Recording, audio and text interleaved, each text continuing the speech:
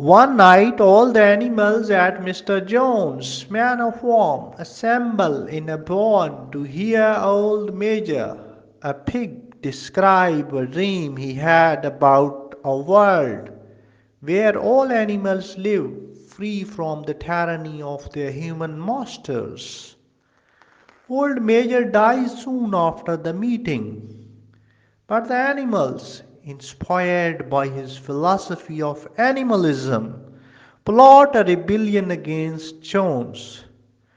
Two pigs, Snowball and Napoleon, prove themselves important figures and planner of this dangerous enterprise. When John forgets to feed the animals, the revolution occurs, and Jones and his men are chased off the farm. Manor Farm is renamed Animal Farm, and the Seven Commandments of Animalism are painted on the barn wall. Initially, the rebellion is a success.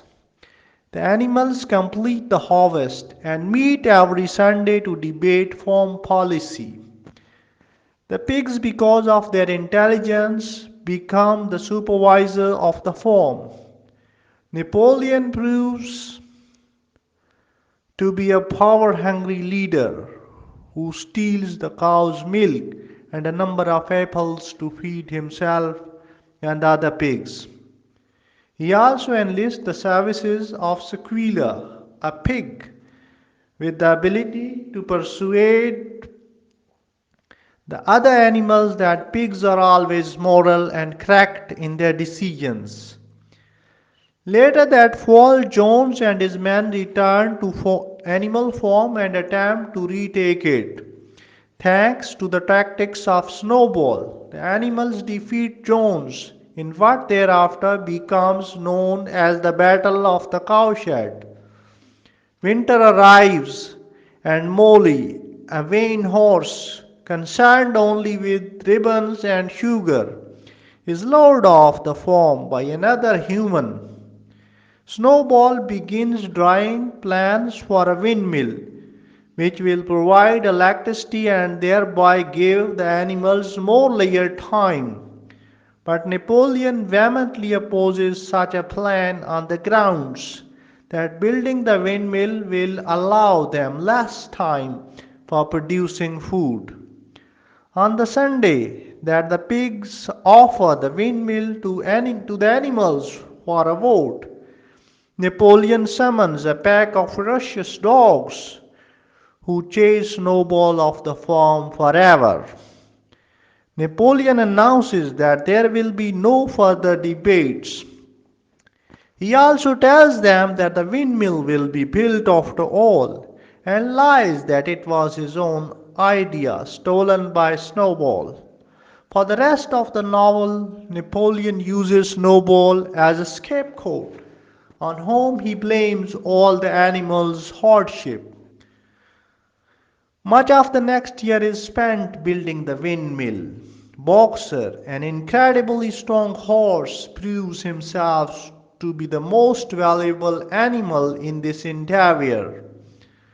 John, meanwhile, forsakes the farm and moves to another part of the country.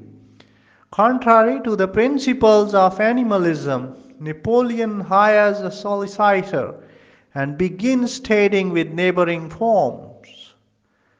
When a storm topples the half-finished windmill, Napoleon predictably blames Snowball and orders the animals to begin rebuilding it. Napoleon's lust for power increases to the point where he becomes a totalitarian dictator, forcing confession from innocent animals and having the dogs kill them in front of the entire farm. He and the pigs move into John's house and begin sleeping in beds, which the Squealer excuses with his brand of twisted logic.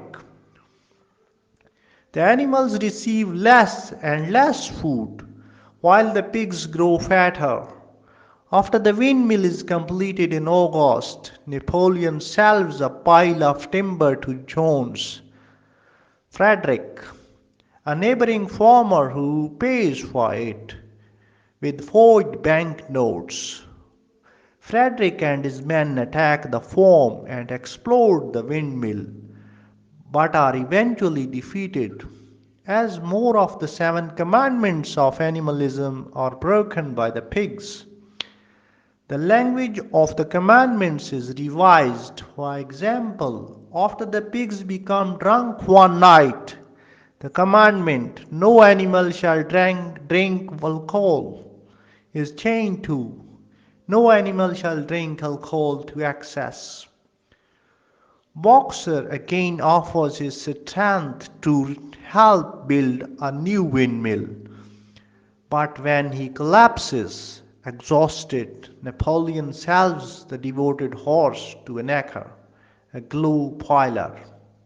Squealer tells the indignant animals that Boxer was actually taken to a veterinarian and died a peaceful death in a hospital, a tale the animals believe.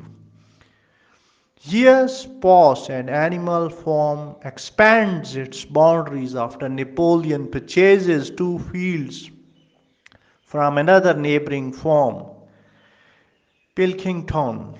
Life for all the animals except the pigs is harsh.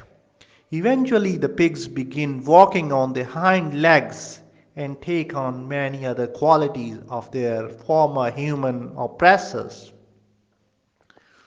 The seven commandments are reduced to a single law.